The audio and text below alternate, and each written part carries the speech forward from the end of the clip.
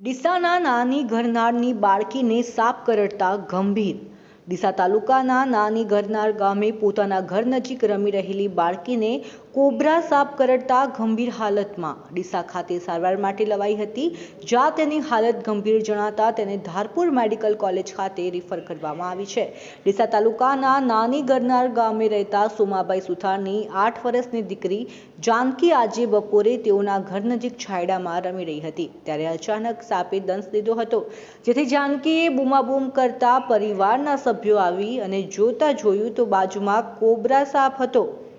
જ્યારે જાનકી ધીરે ધીરે મૂર્છિત અવસ્થામાં જઈ રહી હતી, જેથી સાપને દૂર કરી તાત્કાલિક 108 ઇમરજન્સીની વાનને જાણ કરાતા 108ના EMT જગદીશભાઈ અને પાયલટ નરેન્દ્રસિંહ દ્વારા તાત્કાલિક ભીલડી સામૂહિક આરોગ્ય કેન્દ્ર ખાતે સારવાર અર્થે લઈ જવામાં આવી હતી. જોકે તેની હાલત ગંભીર થતાં તેને ડીસા સિવિલમાં લવાયેલ, પરંતુ ડીસા સિવિલ દ્વારા પણ તેને ધારપુર મેડિકલ કોલેજ ખાતે રિફર કરવાનું જણાવતા તેની ગંભીર હાલતમાં ધારપુર લઈ જવાઈ હતી.